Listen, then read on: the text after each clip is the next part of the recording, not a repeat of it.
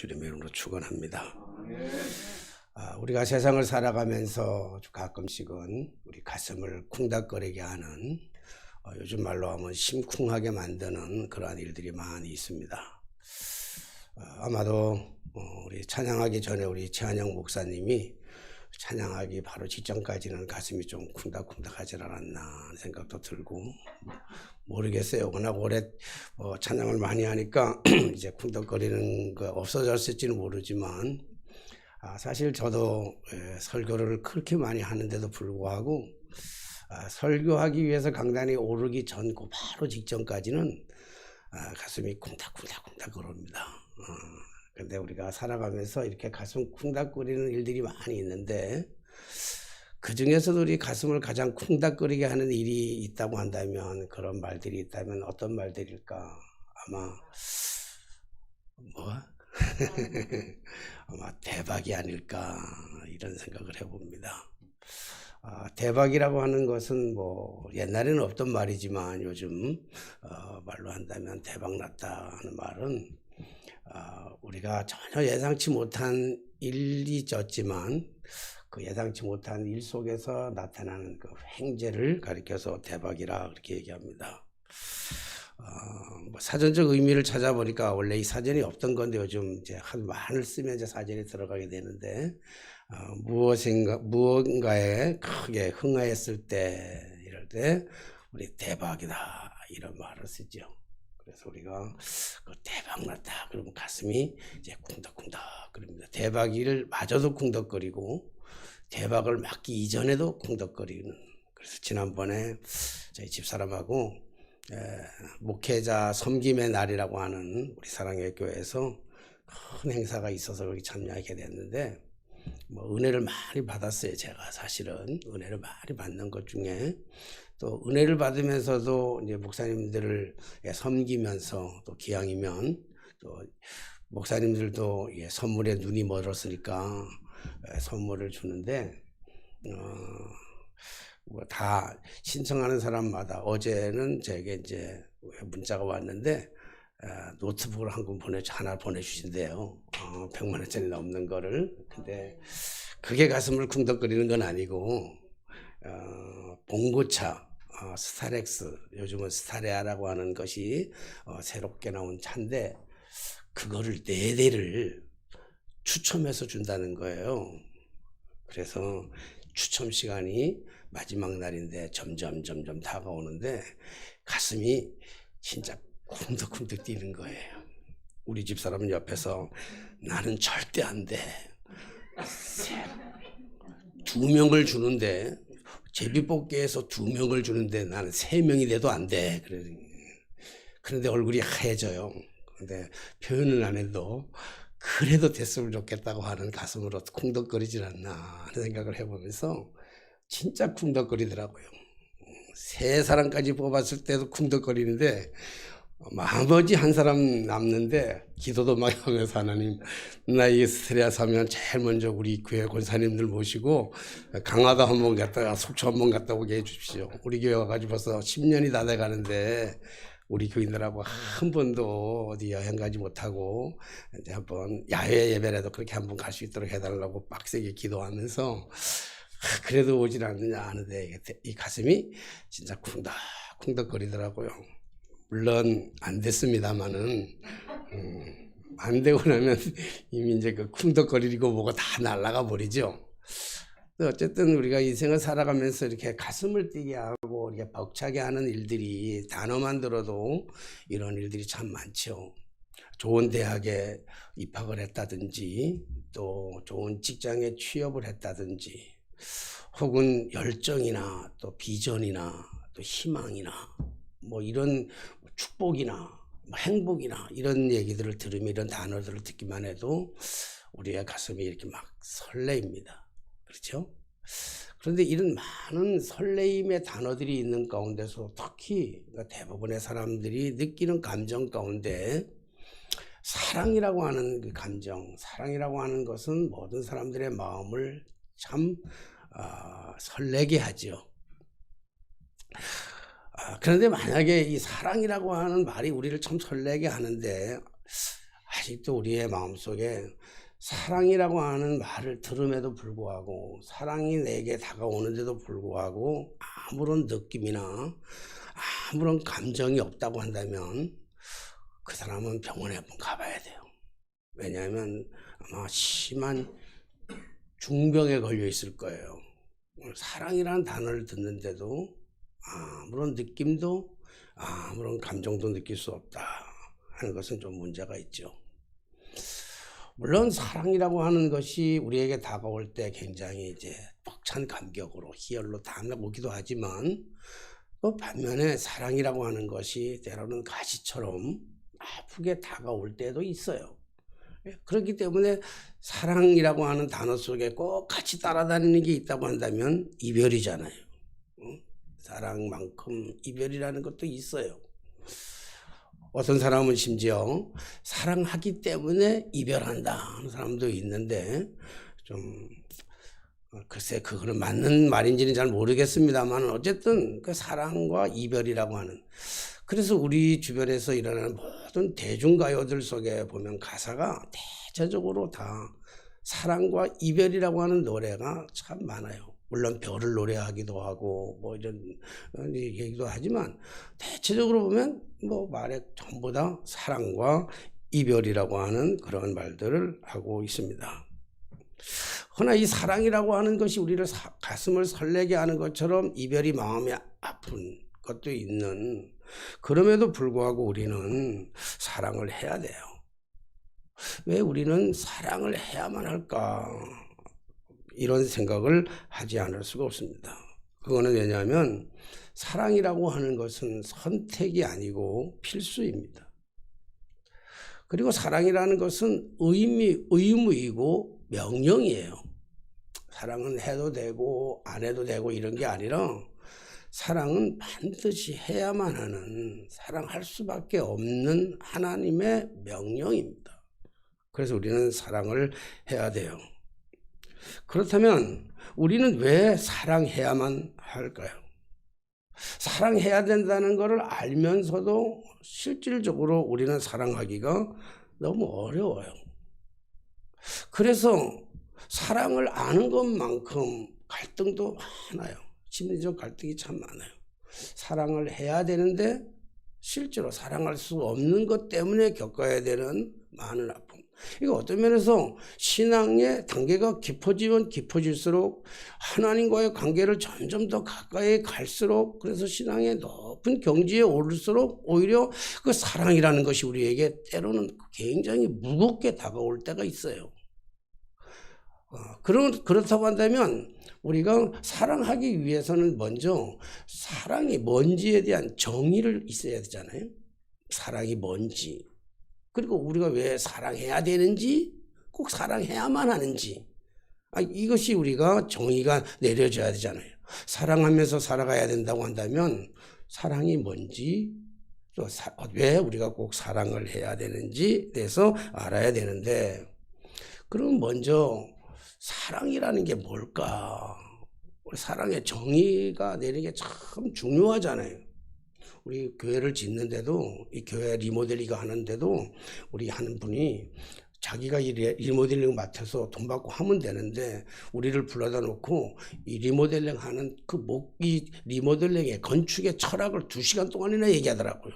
이거 그냥 나온 게 아니고, 이 모델 고양이 자기 철학을 2시간 얘기한 다음에 그 다음에 나보고 묻더라고요. 목사님의 목회 철학이 뭡니까? 그러더라고요. 목회 정의를 내리라는 거잖아요, 결국은. 당신은 목회를 뭐라고 생각합니까? 이렇게 얘기를 하는 거예요. 근데 사실은 정의를 내리지 못한다 그런다면 목회의 어떤 방향성을 잃어버리기가 참 쉬워요. 그래서 저는 그 목회의 정의를 좀 오래전부터 고민했고, 그리고 이미 정리를 했고, 그래서 이제 그래서 그분한테 2시간 들었지만, 그분에게 목회의 정의를 내가 또 2시간 얘기하면 그거 좀 곤란하잖아요. 그래서 그분한테 내가 줄여서 엑기스로 캡슐에 담아가지고 딱 한 단어로만 얘기하겠다. 목회란, 내가 말하는 목회의 정의란 행복이다. 행복. 먼저 우리를 통해서 주님이 행복해야 되고, 그 주님으로 받던 그 행복이 나로부터 나에게 오고 나의 행복이 흘러서 우리 교인들에게 다 넘쳐나는 것. 물론 행복의 정의가 다 다르겠습니다만은 뭐 행복이 뭐냐 그런다고 한다면 또 다 다르겠지만 교회에서 주는 진정한 행복은 뭐겠어요? 그리스도 안에서 주는 주님이 나를 대속해서 주신 그 사랑의 그 은혜를 깨닫고 나서 그 감격 속에서 일어나는 행복 아니겠어요? 그래서 우리 교회는 딴 데 가서 물어보면 누가 물어보면 파고덕 교회 그 교회는 뭐 어떤 교회냐 그러면 그냥 행복이라 그러면 돼요. 그래서 행복해야 돼요. 여러분 오실 때도 행복해야 되지만 혹시 여기 나오실 때 불안한 마음을 가지고 왔다 할지라도 예배 마치고 돌아갈 때는 다 행복해야 되고 식사하면서도 행복해야 되고 그러니까 지난번에 우리 여기 설교하시러 오셨던 우리 하버드대 3명이나 보낸 딸 3명이나 하버드대 보낸 우리 그 심할경 사모님이 만나가지고 예배 마치고요. 우리 예배 마치고 6시까지 여기서 얘기했어. 6시까지 우리 얘기하고 그리고 끝나고도 시간이 모자라가지고 같이 저녁 먹고 밤 10시까지 또 얘기하다가 헤어졌어요. 근데 그 두 분이 나한테 하는 얘기가 뭐냐면 우리 잠깐 했잖아요. 여러분들 직접적으로 대면하지도 못했고 식사하면서도 저 옆에 앉아있는 이 옆에 앉아있는 모습인데 그걸 보면서 교인 나는 얘기를 안 했어. 아무도 얘기 안 했는데 그분이 하는 얘기가 이 교회 교인들은 참 행복해 보이는데 아멘입니까? 그렇게 다 이렇게 행복해 보이네. 옷은 그렇게 폼나지 않는데 좀 옷은 다 좀 까재까재한 것 같이 보이는데 그 얼굴에서 빛나는 그 광채의 모습 속에서 행복이 느껴진다는 거야. 기쁨이 느껴진다는 거예요. 진짜 같아. 그래서 그 중에 심할경 그 사모님은 미국에 어제 가셨고 그리고 한국에 남아있는 또 다른 분 오셨잖아요. 그분은 이제 우리 장태도 목사님하고 잘 아는데 그분도 우리 교회 와서 예배 드려도 되냐고 묻더라고요. 예, 신학교 나왔는데 목회하는 목사님을 안 만나가지고 지금 권사님이라는데 문자가 와서 우리 교회 와서 예배 드리면 됩니까? 그러더라고요. 그래서 언제든지 환영입니다. 장태도 목사님 오시는 올 텐데 만나면 되게 좋아할 텐데 근데 오늘은 못 온대.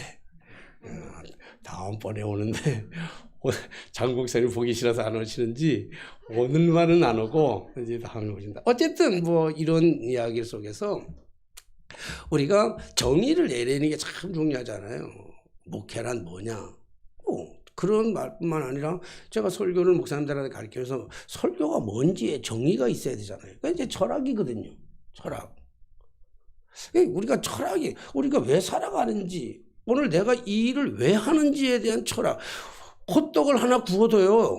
내가 이 호떡을 어떻게 구울 건지 왜 구울 건지에 대한 철학을 가지고 굽는 사람하고 그냥 아무렇게나 돈 벌어서 먹고 살기 위해서 굽는 거하고는 전혀 의미가 다르고 맛도 달라요. 사실은 그 맛도 다르다고. 그러니까 우리가 하루하루 살아가는 삶 속에서 내가 오늘 왜 살아가야 되는지에 대한 삶을 돌아보면서 자기 나름대로의 철학이 정의가 있어야 돼요. 내가 왜 살지? 오늘 내가 왜 살아야 되지? 내가 오늘 이 일을 왜 해야 되지? 이 정의가 없으면요 살아가는 삶 속에 진짜 설레임이 없어. 전혀 설레임이 없어요. 그런데 오늘 우리가 사랑해야만 하는데 사랑하기 싫어도 아까 있잖아요. 명령이잖아요. 명령이라고 하는 그 명령은 전시에 안 듣잖아요. 그럼 전시에 바로 사형입니다. 바로 쏴 죽이는 거예요. 명령 불복종은. 그러니까 이거는 해도 되고 안 해도 되는 게 아니란 말이에요. 사랑은 반드시 해야 되는데 사실은 힘든단 말이에요. 너무 어려워요. 사랑하기가 참 너무 어렵고 너무 어렵기 때문에 아픔이 따르고 그 아픔을 감내하기 위해서 이별이라고 하는 생이별을 또 해야 되는 이런 여러 가지 갈등의 구조가 계속 되는데 그렇다면 사랑이라고 하는 정의를 내리면 사랑이 뭘까? 사랑이 뭐예요? 뭐 사랑이 뭐냐고 묻는다면 당연히 눈물의 씨앗이라고 말하겠지요. 응? 사랑이 눈물의 씨앗. 그 정의 좋죠. 그러면 눈물의 씨앗이라고 사랑을 정의해요. 또 뭐 남궁옥분 가수가 불러준 노래 가운데는 사랑 누가 말했나? 뭐죠? 몰라요? 바보들의 이야기라고. 알면서도 유행가니까 교회에서 모르는 척 하시지 여러분들은. 나만 아는 것처럼. 사랑이란 그니는 바보들의 이야기라고 그랬어요. 그래서 사랑이라고 하는 많은 노래 가운데 노랫말 가사 중에서 제가 이제 한번 인터넷을 우연히 뒤지다가 도대체 사랑이라는 게 사람들은 뭐라고 정의했을까라고 하는 사랑을 정의를 대중가요 속에서 찾다 보니까 대중가요는 이런 대중가요가 있더라고요. 혹시 여러분들이 알지 모르지만 이렇게도 사랑이 괴로운 줄 알았다면 차라리 당신만을 만나지나 말 것을.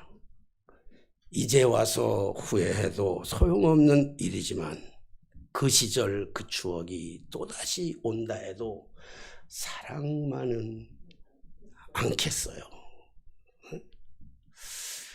왜 이렇게 사랑이 괴로운 줄 알았더라면 사랑이 이렇게 괴로운 거예요. 이렇게 괴로운 거예요. 정말 사랑이라는 게 이런 건가요? 사랑은 바보들의 이야기고 사랑은 눈물의 씨앗이고 사랑이란 이렇게도 괴로운 건가요? 그래서 진짜 사랑이 뭔지에 대해서 2000년 전으로 한번 시간 여행을 떠나보려고 해요. 2000년 전의 사랑은 뭐라고 얘기하고 있는지, 2000년 전에 예수님께서 아끼고 사랑하던 제자 요한이 그 2000년 전에는 사랑을 뭐라고 얘기를 했는지, 정의를 뭐라고 내렸는지에 대해서 이제 시간 여행을 떠나려고 그러는데 안전벨트 잘 매시고 편안한 마음으로 우리 같이 한번 이 성경 속으로 시간 여행을 떠나가 봅시다. 그래서 성경에서는 사랑이 뭐냐고 묻는다면 요한 1서 4장에 사랑이 뭐냐고 묻는다면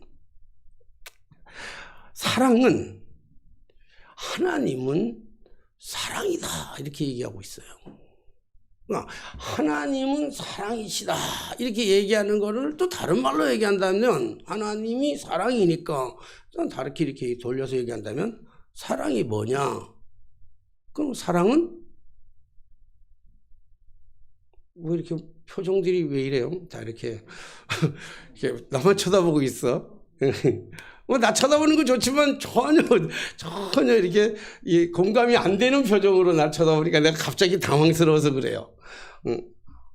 요한은 이 성경을 기록하면서 하나님의 그 말씀을 받아가지고 기록하잖아요. 근데 하나님은 사랑이시래. 그러면 다른 말로 얘기한다면 사랑은 하나님이시잖아요. 그렇죠? 여러분, 사랑은 하나님이래. 그러니까 사랑은요, 그 어떤 것으로도 대체할 수가 없고 대신할 수가 없어요. 그 어떤 것으로도 포장되어서는 안 돼요.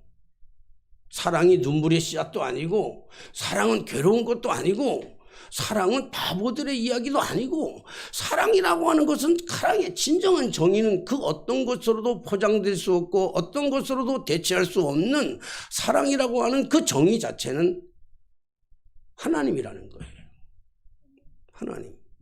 하나님이 사랑이시래. 그래서 하나님은 사랑이기 때문에, 사랑은 하나님이기 때문에 사랑하지 않으면 하나님을 알 수가 없다는 거예요. 그래서 하나님을 알 수 있는 유일한 방법이 있다면 사랑밖에는 없다는 거예요. 왜냐하면 하나님이 사랑이기 때문에요. 자식이 부모의 사랑을 아는 것은 거의 불가능해요. 만약에 자식이 부모가 자식을 사랑하는 그 사랑을 안다면 불효할 수가 없어요. 몰라요, 우리는. 자식은 부모가 자기를 어떻게 사랑하는지를 절대 모르다가 비로소 자기가 부모가 돼 보면 그때 부모의 사랑이 어떤 건지를 알기 시작하는 거예요. 자식은 죽었다 깨라도 몰라요. 그러니까 마찬가지로 하나님을 알 수 있는 방법은 지식을 통해서도 그 어떤 것으로도 통해서도 포장되어지지 않아 몰라요. 뭐만이 알 수 있냐면 사랑만이 알아요. 사랑할 때만이 하나님을 알 수 있는 거예요. 그러니까 사랑이 하나님이기 때문에, 그래서 우리는 왜 사랑해야 되냐고 묻는다고 한다면 하나님은 사랑이기 때문에 해야 돼요. 하나님을 알아가기 위해서는 사랑해야 돼요. 사랑해야만 돼요. 아파도 괴로워도. 오늘 본문의 말씀 중에 우리가 하나님을 사랑해야만 하는 그 이유에 대해서 설명하는데, 그 중에 하나가 뭐냐면 이런 말씀이 있어요. 10절 말씀에 보면, 오늘 봉독해주신 말씀 중에 10절은 사랑은 여기 있으니 우리가 하나님을 사랑한 것이 아니요 하나님이 우리를 사랑하사 그랬어요. 사랑은 우리가 사랑한 게 아니라는 거예요. 우리는 사실은 이 말씀을 본다고 한다면 우리는 사랑할 수가 없어요. 우리의 죄성 가지고는 우리는 절대로 사랑할 수가 없어요. 그래서 우리가 사랑한 것이 아니고, 우리가 먼저 사랑한 것이 아니고 하나님이 우리를 사랑하셨어요. 근데 하나님이 우리를 사랑하셨는데 그 하나님의 그 사랑이 그러면 뭐냐는 거예요. 하나님은 사랑이신데 그 하나님의 그 사랑은 뭔지에 대해서 우리가 알아야 되잖아요. 그래서 하나님의 사랑을 요한은 말하고 있는데, 그 하나님의 사랑이 뭐냐면 독생자, 하나님의 아들 독생자, 우리가 삼위일체론을 가지고 얘기한다고 한다면 하나님 자신이, 자신의 육체가 독생자의 몸을 가지고 이 땅에 오셨는데, 그 오시는 목적을 뭐로 왔냐면 화목제물로 오셨다는 거예요. 화목제물. 이스라엘 백성들이 하나님 앞에 나갈 때, 제사 드리러 나갈 때 5가지가 있어요. 5가지 제사가 있는데, 번제, 소제, 화목제, 속죄제, 속건제, 이렇게 5가지가 있어요.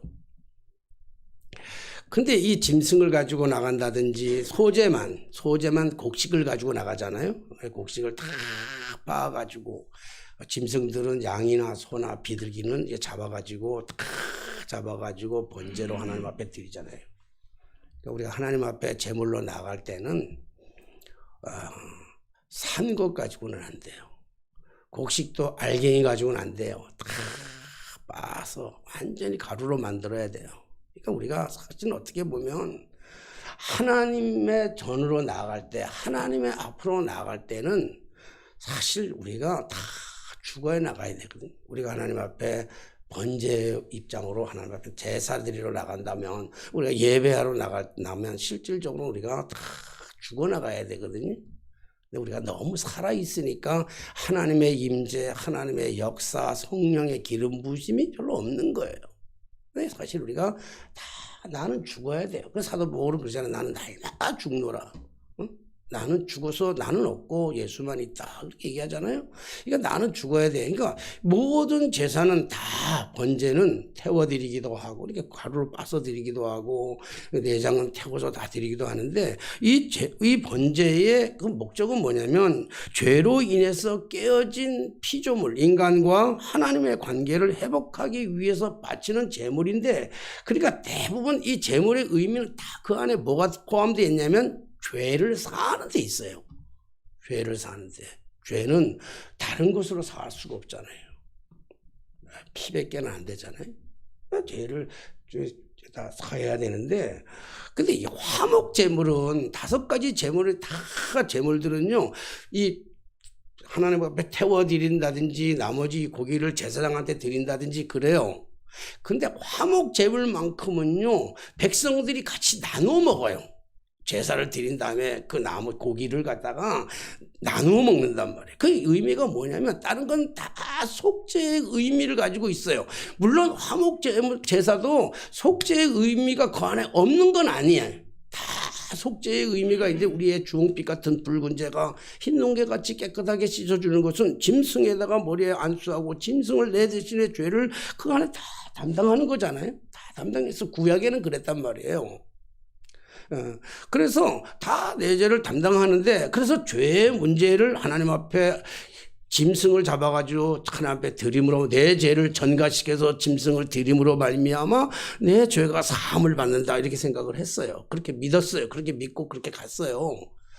다 그런데 그게 이제 번제, 소제, 속건제, 속죄제는 다 그런데 화목제도 역시 죄의 문제가 있긴 하지만 말 그대로 화목이라고 하는 말 그처럼 화목하기 위해서 하나님과 인간과의 관계 속에서 화목하기 위해서 화평하기 위해서 화해하기 위해서 진정한 의미로 친교하기 위해서 드려지는 그러한 제물이 어떤 제물이냐면 그게 화목 제물인데 하나님의 아들 독생자가 이 땅에 오실 때에 당신의 모든 살과 피를 다 쏟으셔서 우리에게 나눠주시면서 하나님과 우리의 관계성에서 완전한 화목을 이루시는 화평을 이루시는 친교를 이루는 화목을 이루는 이 대상으로 주님이 이 땅에 오셨는데 그 화목 제물의 의미는 뭐냐면 십자가에서 당신을 못 박아 죽는 그러한 그 사건이 바로 화목제물이에요. 이 요한이 그렇게 얘기하는 거예요. 하나님은 사랑인데 그 사랑이 우리에게 어떻게 나타나느냐 하면 화목제물로 우리에게 보내주시고 그 화목제물은 결국 우리 때문에 우리의 죄 때문에 우리를 용서하시고 하나님과 우리와의 관계 깨어진 관계를 연결해주고 친교하고 화목하고 즐겁고 그래서 여러분 행복은 하나님과의 관계가 깨어진 상태 속에서는 절대로 행복이 이 세상에 그 어떤 행복도 있을 수가 없는 거란 말이에요. 잠깐 동안 행복은 있을 수 있어요. 아파트 큰 거 얻으면 행복이 있을 수 있고 아까도 얘기했지만 대박 나면 행복할 수 있는데 그 대박도 오래가지 않는 거예요. 진정한 행복은 아니에요. 행복은 그러니까 따지고 본다면 진짜 대박은 뭐냐면 우리가 예수 그리스도를 통해서 하나님을 만나는 경험의 사건이 가장 큰 대박인 줄로 믿습니다. 다른 대박이 아니고 내가 용서되었다는 사실 자체, 내가 하나님으로부터 용서받았다고 하는 이 사실, 내가 죽어 마땅한 존재인데 벌어지만도 못하고 죄수 중에 가장 큰 죄수인데 그런 죄악을 가진 우리를 위해서 십자가에 달려 돌아가신 대속의 은혜가 나를 주홍빛 같은 붉은 죄 속에서 흰눈과 같이 깨끗하게 도말해 주셨다고 하는 이 사실보다도 더 큰 감격, 더 큰 은혜, 더 큰 행복이 어디 있겠어요? 그렇기 때문에 교회가 작아도 행복하고, 그렇기 때문에 몸이 좀 불편해도 행복하고, 그렇기 때문에 우리가 실패해도 행복하고, 왜? 그리스도 안에 있으니까. 우리 주님이 화목제물로 우리에게 대신 내어주신 이 사건입니다. 그렇기 때문에 누가 사랑할 수 있겠어요? 사랑이라고 하는 것이 참 힘들어요. 진짜 사랑한다고 하는 것이 참 힘들어요. 진짜 사랑해보면 사랑이 얼마나 힘든 건지를 알게 돼요. 그래서 얘기가 나온 거예요. 사랑이 왜 이렇게도 사랑이 괴로운 줄 알았다면 차라리 당신만은 사랑하지 말 것을. 사랑이 정말 얼마나 사랑이 힘들었으면요. 사랑은 눈물의 씨앗이라고 얘기했겠냐고요. 사랑이 얼마나 바보 같은 짓이었으면 사랑은 사랑 누가 말했나 바보들의 이야기라고 이렇게 얘기하잖아요. 여러분 그럼 어떻게 이 아픈 사랑을 우리가 사랑할 수 있겠어요? 사랑 못해요. 우리 의지 가지고. 우리의 힘으로는 사랑할 수가 없어요. 내 힘으로는 사랑할 수가 없어요. 많은 사람들이 옛날에 한참 동안 남녀들이 교회 안에서 열애를 많이 하면 붙여진 이름이 뭐냐면 자매님, 형제님, 애인끼리도 옛날에는 애인들도 만나면 뭐라고 얘기했냐면 형제님, 자매님, 그리스도 안에서 자매를 사랑합니다. 그리스도 안에서 형제를 사랑합니다. 어떤 목사님이 그 얘기를 듣고 저기 동대문 지방에 있는 어떤 목사님이 그 얘기를 딱 들으면서 뻥 까고 자빠졌네 그러더라고. 그리스도 안의 사랑은 무슨 그리스도 안의 사랑이야. 지들끼리 사랑하면서. 여러분 그리스도 안에서 누릴 수 있는 사랑 이건 우리가 남녀 간의 사랑 이런 사랑이 아니에요. 그냥 에로스적인 사랑 이런 사랑 말고 절대적인 사랑, 아가페적인 사랑. 하나님의 그 절대적인 사랑, 그 아가페적인 사랑이 어떻게 왔는가 하면 그 절대적인 아가페 사랑이 바로 화목제물로 당신의 독생자를 내어주신 그 사건이란 말이에요. 오늘 우리가 사랑한다는 것은요, 그 사랑 안에 거해야 그 사랑을 아는 자만이 할 수 있는 거예요. 오늘 사실 냉정한 의미로 본다고 한다면 사실 말의 문맥상으로 보면 사랑하는 자들아 우리가 서로 사랑하자. 사랑은 하나님께 속한 것이니. 그러니까 우리가 서로 사랑하라고 얘기하는 것 같잖아요. 서로 사랑하라. 미워하는 사람도 사랑하고 사랑할 수 없는 사람도 사랑하고 사랑하는 사람도 사랑하라고 하는 그런 단순한 논리로 그렇게 쉽게 이해할 수 있지만 여러분 우리가 살아가면서 해봤잖아요. 우리 살아가면서 사랑해봤잖아요. 정말로 사랑하는 사람을 만나가지고 불꽃 튀는 사랑도 있어요. 휠이 확 꽂혀가지고 그냥 불꽃 튀는 사랑이 있어가지고 결혼까지 직행하는 사랑도 있어요. 뭐 없는 건 아니에요. 그 사랑도 있지만 사랑해봤지만 대체적으로 사랑을 하면 그 사랑의 과정이 너무 힘들잖아요. 결혼하는 과정도 힘들잖아요. 우리 다솔이하고 가희하고 저 뒤에 앉아있지만요.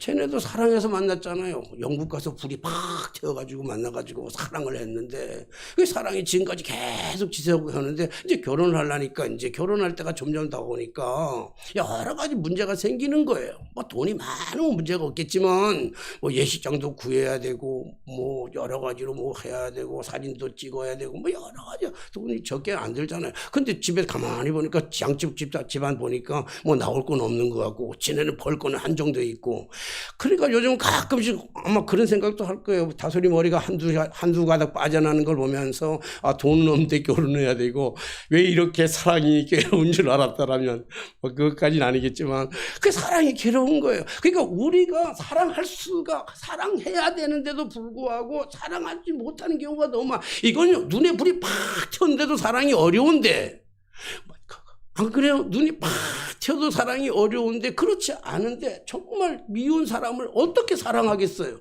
용서할 수 없는 사람을 어떻게 사랑하겠어요? 그런데 사랑하라고 그런다면요 기분 나쁘죠. 용서할 수 없는 사람을 사랑하는 건요 보기만 해도 그러는데 제가 오래된 친구가 있었잖아요. 오래된 친구가 있었는데 정말 너무 마음이 아파서 내가 너무 마음이 아파서 이러면 안 되는데 그래서 내가 결단을 내렸어요. 나 너 친구 안 하겠다. 친구 안 하겠다 그랬는데요. 길가에다가 저기서 보면요 도망가요. 안 만나기 싫어 내가 도망가더라고. 나도 모르게 도망가고 있더라고. 내가 죄진 것도 없는데. 여러분 사랑이 이렇게 힘든 거예요. 사랑이. 근데 어떻게 사랑해요? 근데 누가 사랑할 수 있냐? 오늘 얘기하잖아요. 누가 사랑할 수 있어요? 누가 사랑할 수 있냐면요 하나님의 사랑 안에 거하는 자, 하나님을 아는 자, 하나님의 사랑이 어떻게 우리를 사랑하고 계시는지를 아는 사람은 사랑할 수 있다는 거예요. 아멘입니까? 그건 우리 힘으로 안 돼요. 우리가 대단해서 되는 게 아니에요. 그러니까 성경 말씀하잖아요. 너희가 사랑한 것이 아니라 내가 너희를 사랑했다고 그러잖아요. 하나님이 우리를 그거 사랑을 아는 자, 사랑을 느끼는 자, 사람을 경험하는 자. 그래서 지금 사랑은 어떤 거냐면 사랑을 해야지 하는 게 아니고 우리가 그 하나님의 사랑 안에 거하는 거예요. 우리가 하나님의 사랑 안에 속에서 들어가는 거예요. 하나님 앞에 딸려 들어가는 거예요. 하나님 안에서. 오늘 말씀이 그런 거예요. 그러면 사랑할 수 있다는 거예요. 그러면 하나님의 사랑이 우리에게 나타난 바. 그래서 어느 때나 하나님을 본 사람이 없으되 만일 우리가 서로 사랑하면 서로 사랑하는 것이 우선이 아니라 하나님의 사랑을 할 때 할 수 있다니까요. 하나님의 사랑을 우리가 느낄 때 하나님의 사랑을 여러분 그러니까 내가 누구인지를 알아요. 신앙의 가장 중요한 것은 첫 번째가 뭐냐면 내가 누구냐고요. 이 고민 안 합니까? 내가 누구예요? 신앙의 출발은요 내가 누구냐에서부터 출발해요. 그러니까 내가 누구냐를 알 때 여러분 우리가 살아가면서 필요한 것들이 뭐가 필요한 건지 알 때 그걸 찾아 나서는 거 아니에요? 내가 필요한 걸 찾아 나서잖아요. 응? 여행 갈 때 제일 필요한 게 뭐죠? 여행 갈 때 제일 필요한 게 뭐예요? 몰라요? 돈이에요. 그래서 돈 찾아 나서는 거예요. 그러니까 이게 뭐든지 다 뭔가 있잖아요. 그러면 나는 누구냐고. 신앙의 가장 시작 기본은 그거예요. 나는 누구예요? 나는 어디서부터 와서 어디로 가느냐고요. 장례를 치르는 걸 참 많이 보면서 옛날과 달리 요즘은요 화장을 하잖아요. 화장을 대부분 화장하잖아요. 매장도 마찬가지지만요 대부분 화장하는데 우리 어제까지 함께 웃고 즐기고 어떤 사람은 당당하게 멋지게 누려가면서 우리 후배 목사가 자기는 평생 먹고 살 돈 다 만들어 놨대. 주식에서. 그 친구도 내일 가면요 그 많은 재물 그 많이 먹고 살 것도요 내일 가게 되면 그 재물은 오늘까지예요. 우리 잘 먹고 희덕거리고 우리 사람 어제 그러더라고요. 좀 얼굴에 제발 나가는데 밖에 나가는데 얼굴에 제발 뭐 이거 바르는 거 있잖아요. 뭐죠? 얼굴에 하얗게 바르는 거. 선크림 좀 바르라고 막 난리를 쳐요. 난 그거 바르는 게 제일 싫거든요. 당신 여기 이게 검은 이게 뭐라 그래 이거 검버섯 생기는데 그거 뺄 때 얼마나 아픈데 그거 빼려고 그러냐고 그거 아프게 하려고 그러냐고 그래서 내가 그랬어요. 그걸 왜 빼냐? 그걸 왜 빼? 그냥 가지고 살면 되지. 어차피 죽으면 다 먼지 재 때문에 다 변하고 없을걸. 뭘 그렇게 육체를 가지고 육체 거를 가지고 그렇게 애지중지하고 아껴 다 썩어 문드러지고 없을걸.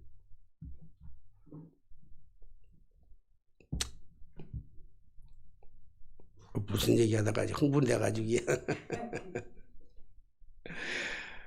오늘 정말 우리가 내가 누구인지를 안다면 내가 누구예요? 내가 누굽니까? 난 누구예요? 성경은 얘기를 해요. 아주 간단하게 얘기해. 성경은 내가 누구냐면 죄인이래.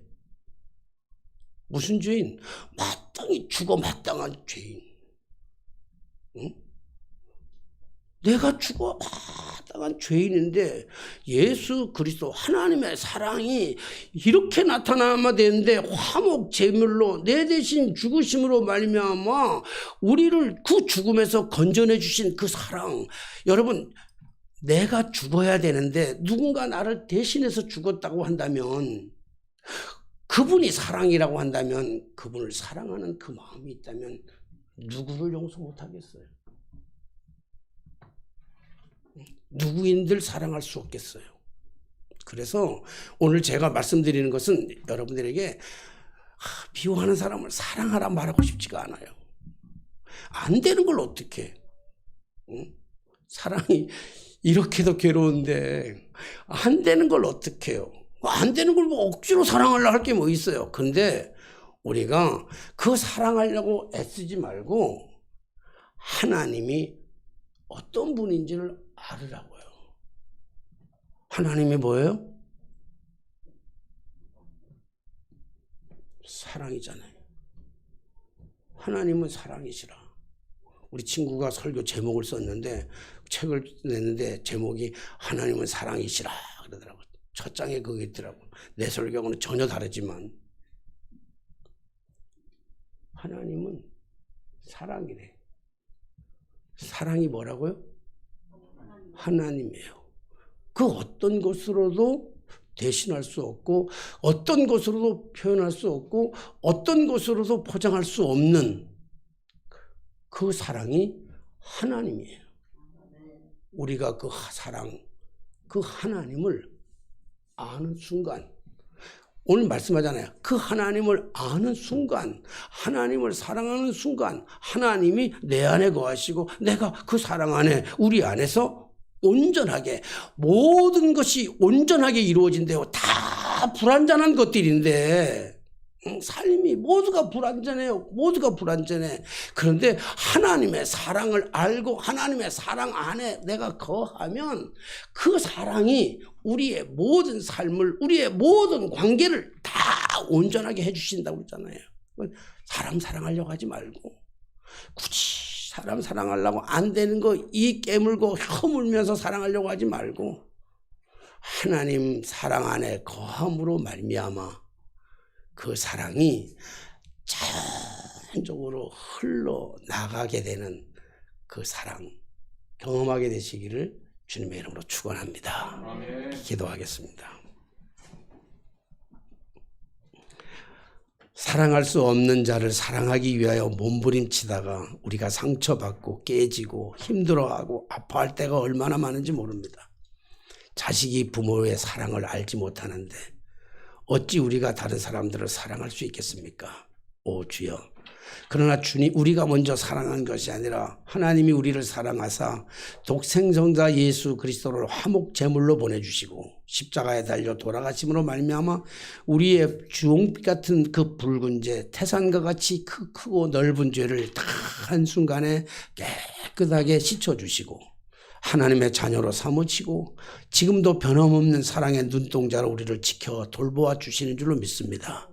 주여, 우리가 주님의 그 사랑 안에 거하게 하시고 우리가 그 사랑이신 하나님을 알게 하시고 알게 하시되 더 깊게 알게 하시고 그래서 그 사랑이 내 안에서 차고 넘쳐 흐르는, 그래서 내 안에 사랑이, 하나님의 사랑이 세상을 향하여, 미운 사람을 향하여, 용서할 수 없는 사랑을 향하여 흘러 넘칠 수 있는 은총이 우리 안에 있어지게 하여 주옵소서.